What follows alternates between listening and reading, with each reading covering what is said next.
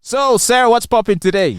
Well, Meghan Markle and Prince Harry are what's popping, and Netflix Incorporation has a documentary series about them. The two of them has racked up more viewing time on the streaming service than any other documentary during its first week. Oh, Well, really? it was released over the weekend, right?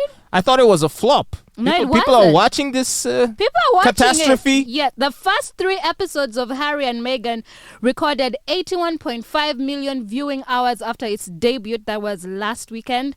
And Netflix said in a statement that more than 28 million households watched at least part of the series. Mm-hmm. Okay. I'm glad to say I've not watched a single second of it, and nor do I intend to. I do watch clips of people posting it online just so that they criticize it. Yeah. And it has received a lot of criticism. Yes, it has. And it is now the second most watched English language series on Netflix globally.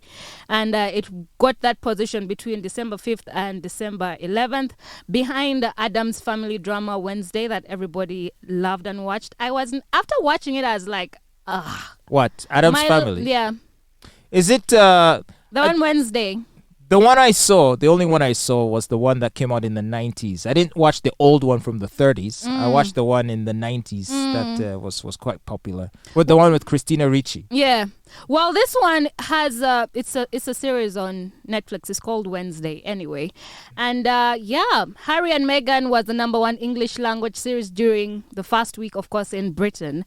And Candace Owens had a mouthful Candace.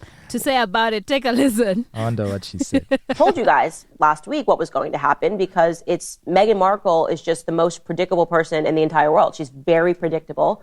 I knew throughout their entire relationship, because I do believe that she is an emotionally abusive person, that she is embarking on Freudian transfer. She is using a real childhood trauma that Prince Harry suffered from, losing his mother, and she has used it to further harness him to her and their relationship. She has convinced him. He actually believes that Meghan Markle is Princess Diana, okay? So in case you missed it, the documentary, it turns out Meghan Markle is Princess Diana. That's what she wants you guys to know. She is Princess Diana, and fortunately for Prince Harry, this time, he got to save his mom. I mean, how sick is that? Me even saying that, it sounds so sick, but this is actually what is taking place. So here are some quotes of what he said. And the reason why he responds to Meghan Markle's compassion and, quote, warmth is because it's just like his late mother. This is from Prince Harry. Quote, so much of what Meghan is and how she is so similar to my mom. She has the same compassion. She has the same empathy. She has the same confidence. She has this warmth about her. That is disturbing on so many levels. It's disturbing because this is something that I didn't want to be right about, but it was so obvious. And it was one quotation that she had given a while ago where she said that I think she was about 7 months pregnant, and this is when they were still within the royal family. And she said that she told him that she was going to kill herself, but she wasn't going to do it. But she knew, like, while he was gone, he was at some event and he got home and she said, I was going to kill myself, but I didn't do it because I didn't want you to suffer the same thing that you suffered with your mom. She actually came out and said that she said this to him. So I'm picturing a woman that is 7 months pregnant with somebody's child and saying, I was just about to kill myself, but I know what you went through with your mom and I didn't want you to suffer again. And that obviously triggered, because it's so emotionally abusive, it triggered Prince Harry, and that became... Wow. Yep. And she goes on and on and on. There's like another 3 minutes of her going on about Meghan's behavior. And I haven't really followed closely Meghan Markle and Prince Harry, but one thing that Candace Owens did say that really stood out to me, she, of course, calls Meghan manipulative and a narcissist. And she said this is what Candace said. She has taken Harry, she has isolated him from his entire family and everything that he knows and everyone that he knows. And she also goes on to, and that is abusive, because she's like, if you're with someone who is going to make you or take you away from your family and just have you to themselves, then that person is controlling and not for you. Number two, another thing that she said, that the person who she feels sorry for the most in this whole situation is Prince William, because he has to see his brother basically ruin his entire life. And instead of him getting actual help to deal with the trauma of him losing his mom, that is Princess Diana, he's being taken advantage of that. You understand? You get me? Yeah, I get what he's saying. Now, some people have complained that the royal family isn't fighting back. And I can see the merit in doing that because it kind of looks like they're taking the higher road, and which is why they're often met with a lot of sympathy. Yeah. And why a lot of the comments on social media to any article posted about this documentary is usually negative. Yeah. There's not too many people saying very nice things about this couple. And maybe it's helped by the fact that the royal family have decided to not say anything and just let people make up their own minds about it. Yeah. But do you think, given the suggestions that are being made in this documentary and the allegations, that maybe it's time for them to start fighting? Should they at least say something? Because, for example, I mean, literally, these guys are making money by soiling the family name. Yeah. The royal family's name. Are they just going to sit back and stand and do nothing?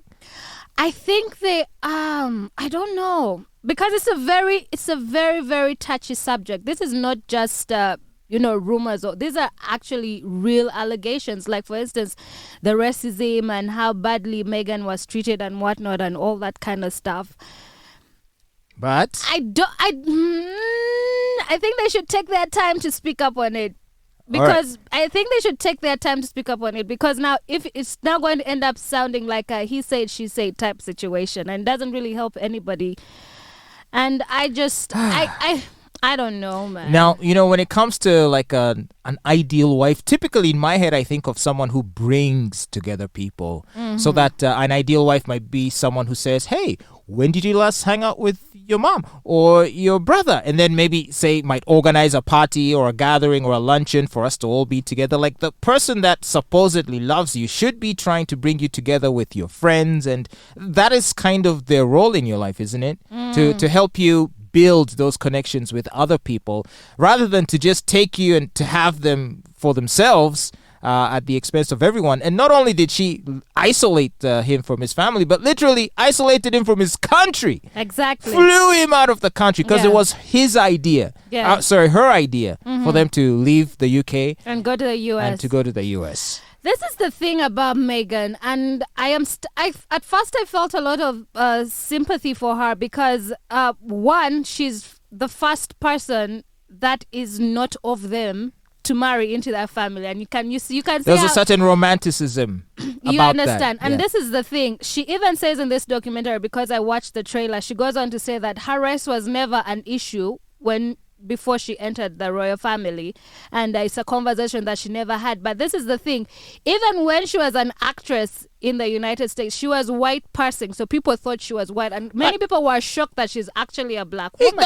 She never embraced that. That's another thing. If it were not for her mentioning it all the time, most people wouldn't even think she's black. They just think she's maybe a dark white woman, maybe Mediterranean, a bit of Spanish or Italian. But you see, that conversation came up when she was getting married to Harry, and now she ran with it. You understand? She ran with it. And a lot of actually black people in the United States are saying, but you never claimed us to begin with, so why do you want our support now?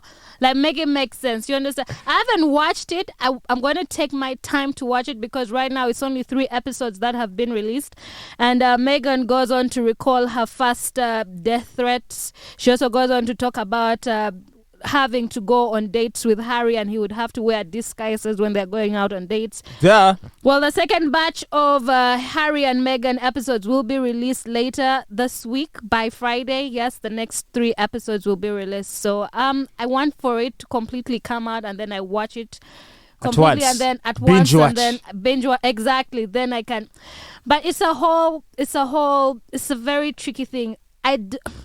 She should have known. They should have known that this was... You see, even us here in Uganda, you come from the West and you're marrying somebody from the North, and it is hell on earth. Exactly. So that's another thing. You marry a person of a different tribe, and then let's say you're asked to conform to certain tribal customs, and then you start acting surprised and shocked and sad. Like, chick, you should have first had that conversation, spoken to the elders, figured out what your role would be, and decide if you want to marry into that family. And if you think it's too much, then don't marry into it. She's really acting like a really immature person, if you ask me. You know, I agree with you on this one, because I don't think it is fair for her to have to uproot him and then incorporate him into her values or type of living or whatever. That is one thing that plays with me. Like, she did not have to do that. Can you imagine? Has she put into consideration that maybe he misses his family, his brother, his nieces, his nephews, as in to I don't know. And isolate him from that. For me, it's not right. It's body not language fair. experts just having a lot of fun just dissecting the dynamics between the two, and I'm yet to meet or watch a single body language expert that would say the relationship between the two is a healthy one. They all unanimously say this chick is manipulative, and that he's not happy, he's partially scared and insecure, and she's taking advantage of it. Yes, and just like Candace says, she's taking advantage of his trauma, having lost his mother. So sad, man. Well, anyway, hopefully when the documentary ends, I hope there'll be no more like TV features or any other documentaries. I hope this is it. They've been crying for publicity, for privacy.